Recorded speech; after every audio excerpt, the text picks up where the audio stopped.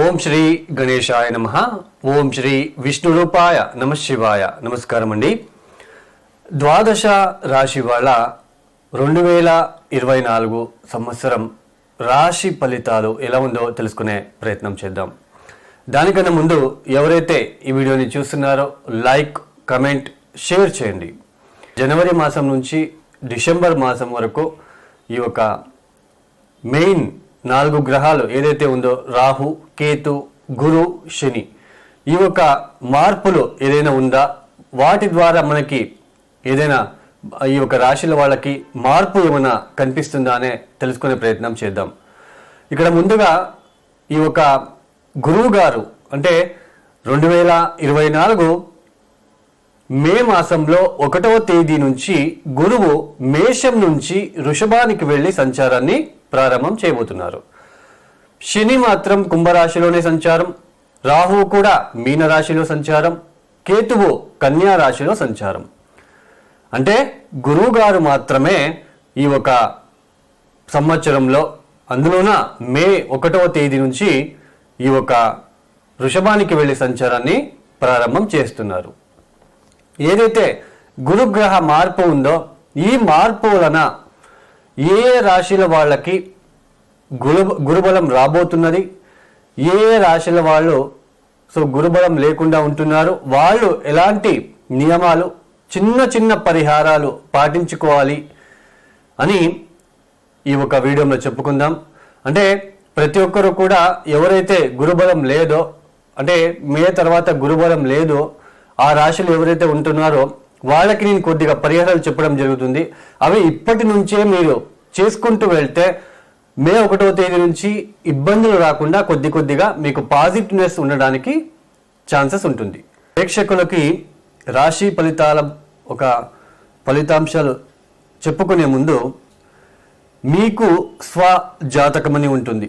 స్వజాతకము అంటే మనం పుట్టిన డేట్ ఆఫ్ బర్త్ టైమింగ్స్ కోసం, అంటే టైమింగ్స్కి ఏ లగ్నం వచ్చింది, ఆ లగ్నం నుంచి ఏ దశాభుక్తులు జరుగుతున్నాయి మన జాతకంలో, అవి గనక బాగున్నట్లు గనక అయితే పెద్దగా రాశి ఫలితాలు పట్టించుకోవాల్సిన అవసరం లేదు.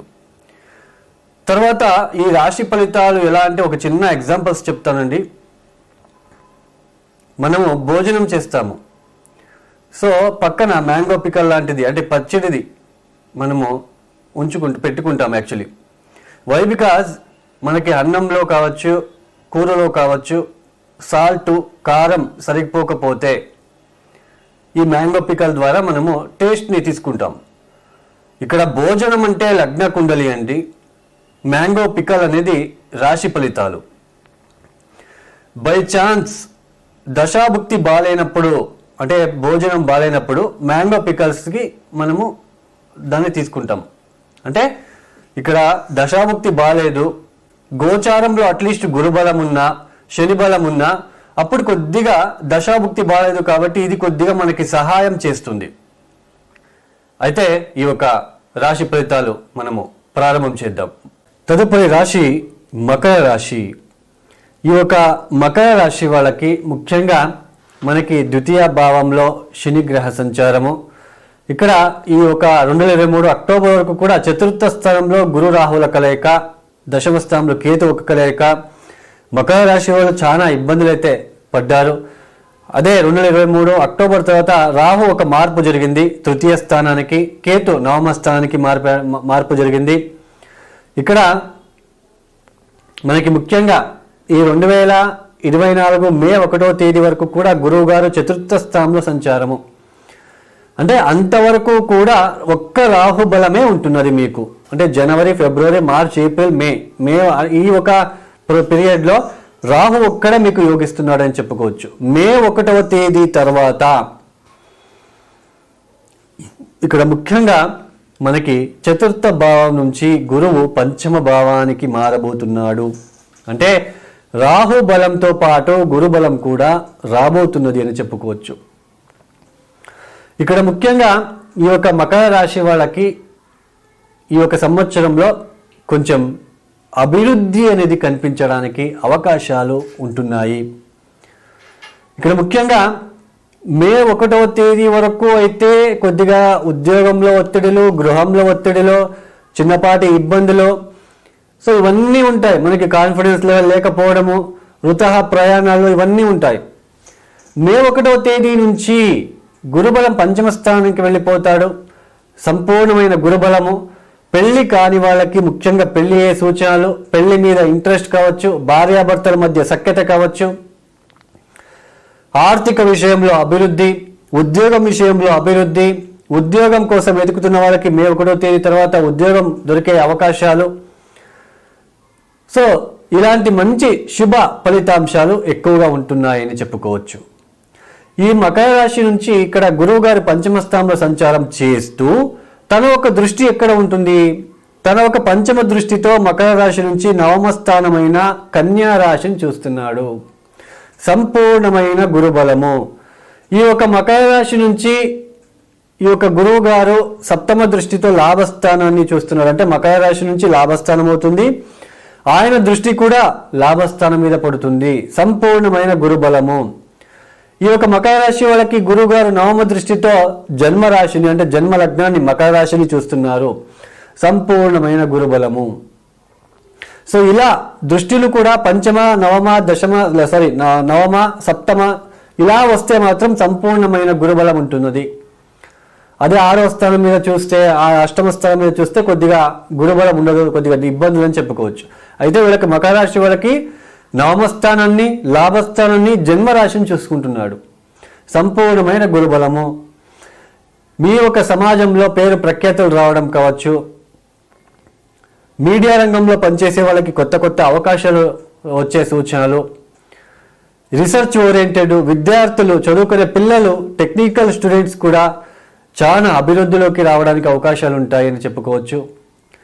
తీర్థక్షేత్ర దర్శనాలు కూడా ఇక్కడ చేసుకోవడానికి, ఎందుకంటే గురువు నవమస్థానం చూస్తున్నాడు. మీ యొక్క జన్మరాశి నుంచి నవమస్థానమైన కన్యా రాశిని తన ఒక పంచమ దృష్టితో చూస్తున్నాడు. అక్కడ కేతు ఉంటున్నాడు.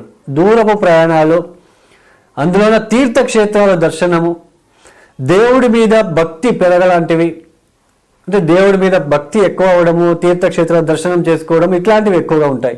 మంచి మంచి కొత్త కొత్త మిత్రులు పరిచయం అవడము, సో వాళ్ళ ద్వారా కొద్దిగా పాజిటివ్గా ఉండడానికి అవకాశాలు ఇక్కడ గోచరిస్తున్నాయి. మకర రాశిని చూస్తున్నాడు. నీచ స్థానమైనప్పటికీ గురు దృష్టి ఉంటుంది కాబట్టి మనకి పెద్దగా ఇబ్బందులు అయితే కనిపించడం లేదు. అంటే తృతీయ స్థానంలో ఉంటున్న రాహు చాలా పాజిటివ్గా ఉంటున్నాడు. కేతువు కూడా పాజిటివ్గా మారబోతున్నాడు. ఎందుకు? గురు దృష్టి పడుతుంది. అయితే ద్వితీయ స్థానంలో ఉంటున్న శని వలన కాస్త చిన్నపాటి ఇబ్బందులు, అంటే చిన్నగా కుటుంబంలో ఏదో ఒక తెలియని ఒక చిన్నపాటి ఇబ్బందులు కావచ్చు, ఆర్థిక విషయంలో అప్పుడప్పుడు కొద్దిగా లోటు కనిపించడానికి అవకాశాలు కావచ్చు. సో ఇలా కొద్దిగా నెగిటివ్గా ఉంటుందని చెప్పుకోవచ్చు. తర్వాత అష్టమ స్థానాన్ని చూస్తుంటున్నాడు కాబట్టి శని ఈ యొక్క సప్తమ దృష్టితో అష్టమ స్థానాన్ని చూస్తుంటాడు కాబట్టి ఎక్కడో ఒక చోటు తెలియని భయం అనేది కనిపిస్తూ ఉంటుంది. ఏదో ఒకటి జరిగిపోతుంది అనే ఒక భయం అనేది కనిపించడానికి అవకాశం ఉంటుంది.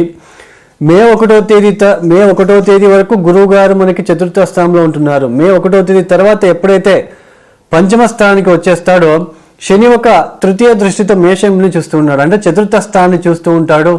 కొద్దిగా ఈ యొక్క చదువుకునే పిల్లలకి కొద్దిగా ఎక్కడో ఒక చోటు అంటే ప్రైమరీ ఎడ్యుకేషన్ చేసే వాళ్ళకి 10వ తరగతి 8వ తరగతి ఇట్లా చదువుకునే పిల్లలకి కొద్దిగా ఎక్కడో ఒక చోటు చిన్నపాటి బద్ధకం ఏర్పడడానికి అవకాశం ఉంటుంది. తర్వాత గృహంలో కూడా కొంచెం అంటే ఇల్లు కట్టుకోవాలి, గృహ మార్పిడి కోసం ప్రయత్నం చేస్తున్న వాళ్ళకి కూడా అది డిలే అవ్వడానికి అవకాశం ఉంటుంది. తర్వాత తల్లితో చిన్నపాటి డిస్టర్బెన్సెస్ ఉండడానికి కూడా అవకాశాలు ఉంటుంది. ఏదైనప్పటికీ కూడా మనకి ఇక్కడ మకర రాశి వాళ్ళకి సంపూర్ణమైన గురుబలము మే 1వ తేదీ తర్వాత ఎన్ని ఇబ్బందులు ఉన్నప్పటికీ కూడా వాటి నుంచి బయటపడుతూ వస్తారు. చిన్నపాటి ఇబ్బందులు అప్పుడప్పుడు వచ్చినప్పటికీ గురుబలం మిమ్మల్ని రక్షిస్తుందని చెప్పుకోవచ్చు. తృతీయంలో ఉంటున్న రాహు కూడా మనకి యోగిస్తున్నాడని చెప్పుకోవచ్చు. పెద్దగా ఇబ్బందులు లేదని తెలుసుకోవచ్చు.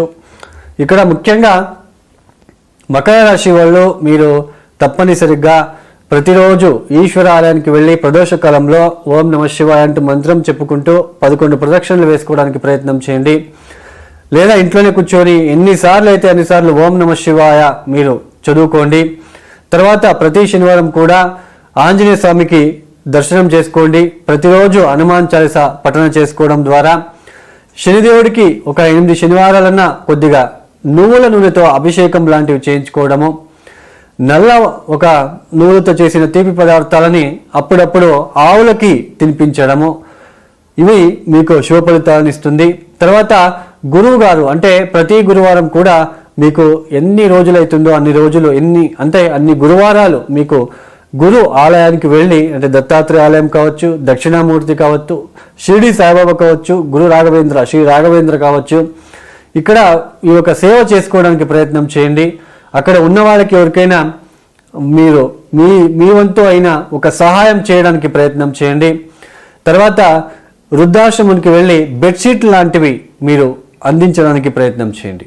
ఈ యొక్క వీడియో మీకు నచ్చితే లైక్ చేయండి, షేర్ చేయండి, సబ్స్క్రైబ్ చేసుకోండి. సర్వే జనో సుఖినో భవంతు. ధన్యవాదములు.